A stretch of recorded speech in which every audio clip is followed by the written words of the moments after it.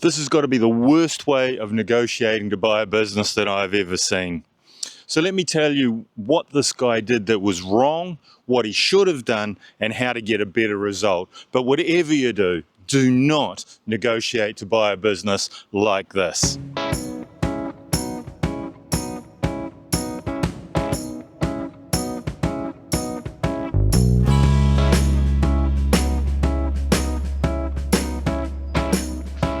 This is the story of Rakesh. Now, Rakesh wanted to buy this business. He saw an advert, he contacted me.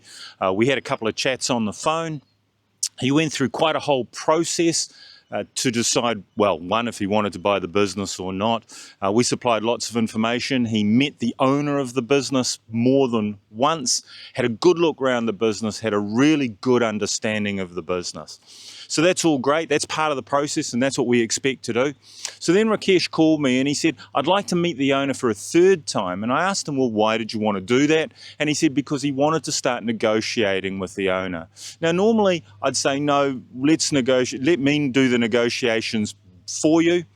But he didn't want to do that. I checked with the owner. The owner said, sure, if that's what he wants, that's fine. Let's get together. We'll get around a table. We'll have a chat and we'll see if we can negotiate the sale of the business. So that's what we did. So before we had the meeting, I checked with Rakesh and I said, look, have you talked to your lawyer? Have you talked to your accountant? Have you talked to the banker? You're all under control. Have you got all your advisors in order? And is everybody happy? Now, Rakesh assured me he had done all of that, and he talked to what he termed was a business buying consultant. Don't know what they are, but a business buying consultant, and that consultant had told him what he should be doing and how he should negotiating for the business. So this is what happened when we sat down and had the negotiation. Now, I'll tell you what he did and also tell you what he did that was wrong so you don't repeat that.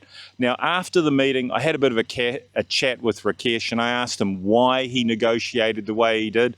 So this is Rakesh's story.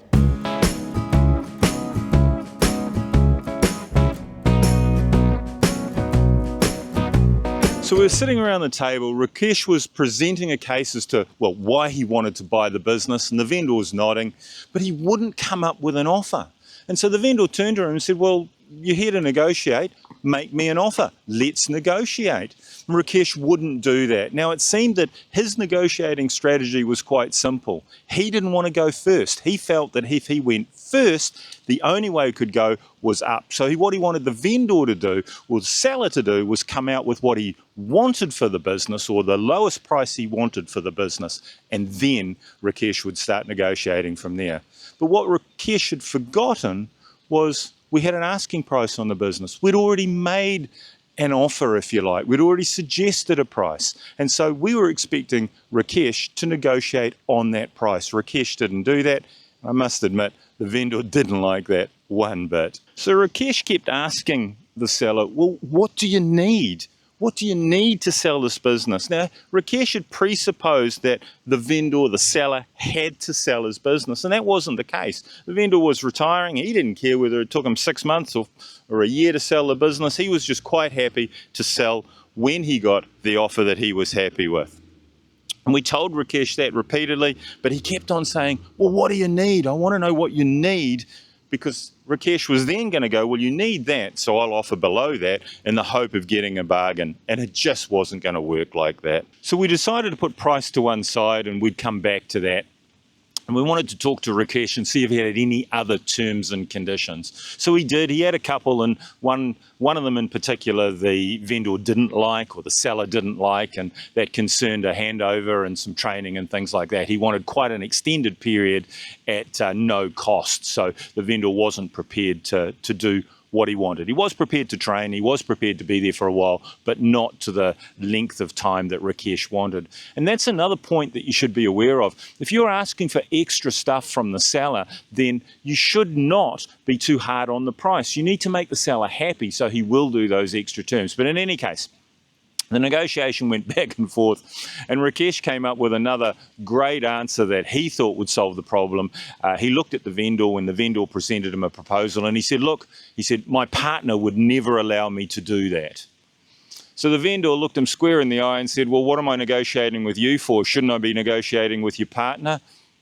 And of course, Rakesh had no answer to that. So what he was trying to do, Rakesh, was divert that so he could come back at him later with some argument. But of course, it didn't work because he simply said, well, let's negotiate with whomever it is that can negotiate. Poor old Rakesh.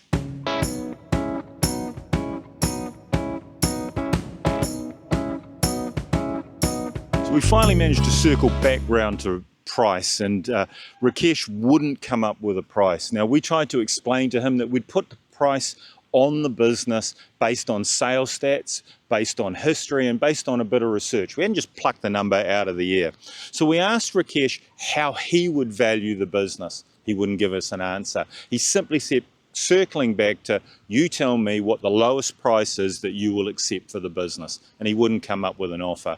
Now, in the end, the vendor, seller, he got a little bit annoyed with Rakesh, and he basically, the seller was an old boy. He was looking to retire. He'd been in business 35, 40 odd years. So he didn't really take nonsense for anybody. So he did inform Rakesh of his shortcomings. And he basically said, the negotiation's over. You want to buy the business, you know what asking price is, and that's what I'll take from you. And he walked out. And Rakesh looked at me and he goes, oh, that was pretty bad, wasn't it? I mean, he could have at least negotiated. I guess the moral of the story is quite simple. The seller quoted me the words of Mark Twain. He said to me, you can't argue with an idiot. All they'll do is drag you down to their level and beat you up with their experience. Well, just as an aside, I used to love this fountain when I was a kid. When I was a wee young fella, I was probably 5, 6, 7 years old. My parents used to bring me down here in the evening, and in the evening, there'd be a bit of a light show going on just around the base. And for a 6-year-old, 7-year-old, it was just one of the greatest things to watch. So, yeah, a lot of memories for this fountain here for me. Check it out. Now, obviously, Rakesh didn't buy the business, and negotiating tactic aside, he forgot one really important thing. He needs the seller, he needs the vendor to be on his side even after he's bought the business. So whatever you negotiate, whatever deal you come up with, you have got to be sure that the seller is happy. You want them to introduce you to customers. You want them to teach you how to run the business. You want them to introduce you to suppliers. So you need their goodwill to enable you to take over the business seamlessly and profitably. So for the sake of a few dollars and upsetting the seller at the beginning, you'll pay for it at the end by maybe losing a bit of business and maybe losing a bit of goodwill in the business. So just remember that when you negotiate. Make sure that you get a win-win for both sides. There's an old saying about negotiation that if both parties are feeling a little bit of pain in the negotiation, it's probably a good deal for everybody. So that's an important point to remember. No matter what you do, no matter how you negotiate, keep the seller on your side. So negotiating tactic aside, how do you avoid overpaying to buy a business? Well, it's quite simple. Check out that video up there. I'll see you over there. Thanks for watching. Cheerio.